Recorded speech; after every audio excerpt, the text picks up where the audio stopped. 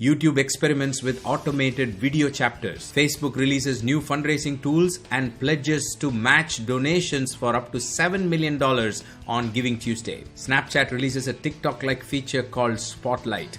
All this news and much more coming up in this week's edition of the Connected Church News. I'm Nachi Lazarus. Welcome. This is the show that brings you the top 5 digital and social media news each week in less than 5 minutes. Let's get started.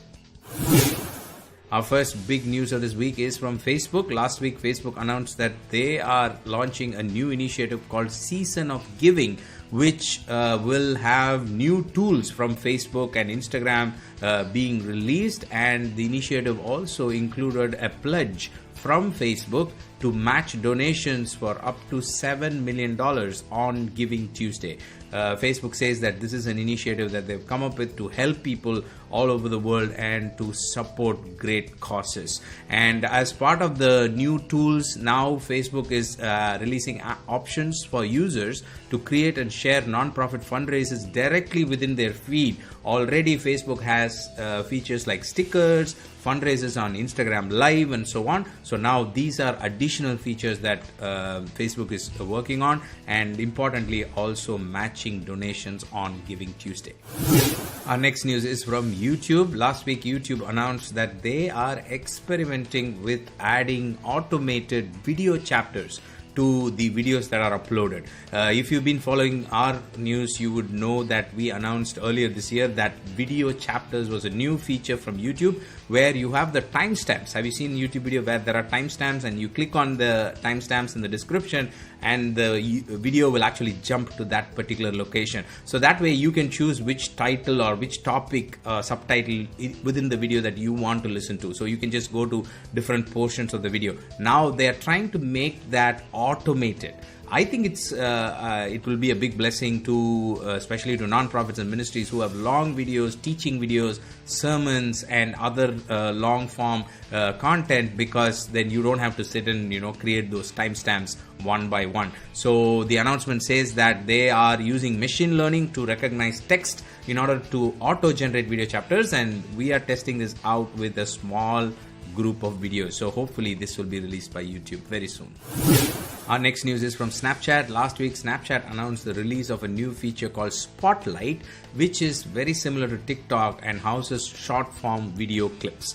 Snapchat is majorly promoting this with a separate tab, and they are giving it a news feed.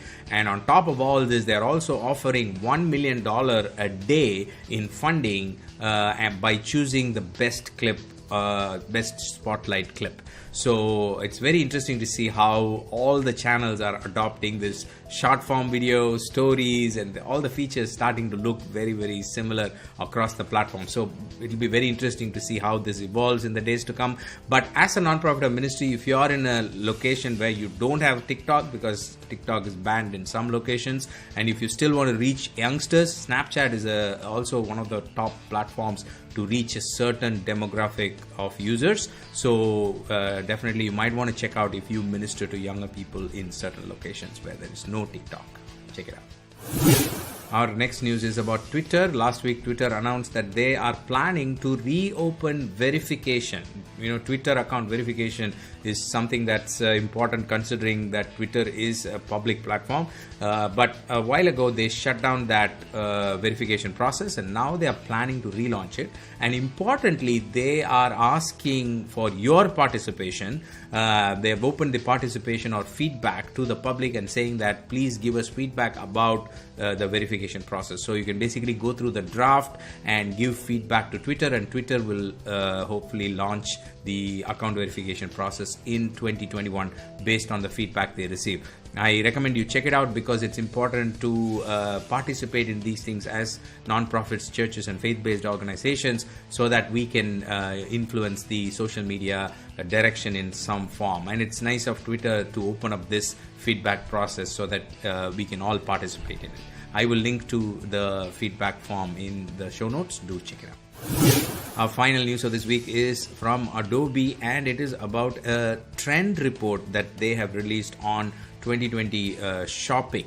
Actually, this is a real-time trend report. The reason I wanted to bring this to your notice is it gives out interesting statistics and insights into consumer behavior, and this could be important insights that helps us understand the way our audience behave in the online world, and therefore we can tweak our strategies, digital strategies that we use to minister to them, to reach out to them, to serve them, and to help them as a non-profit or a ministry. The report also says that this Black Friday that went by was the second largest online Black Friday in the history of US. So in one day there were $9 billion of sale that came in online. So it's very interesting to see how people are shifting their patterns and their behavior, and this is a real-time tracking from retailers. So Adobe was doing a real-time tracking. So do check out this report and see if you can get some glimpses and insights from the report that could be useful for your ministry. That's all I have for you this week. Thank you for joining me. Really happy that you spent your time with me. And if you like to discuss and also leave your comments, please do so. Please feel free to do so wherever you're watching this. And if you like the source links, we've got all the details in our news page, nachilazarus.com/news. Do check it out. I'll see you next week. God bless.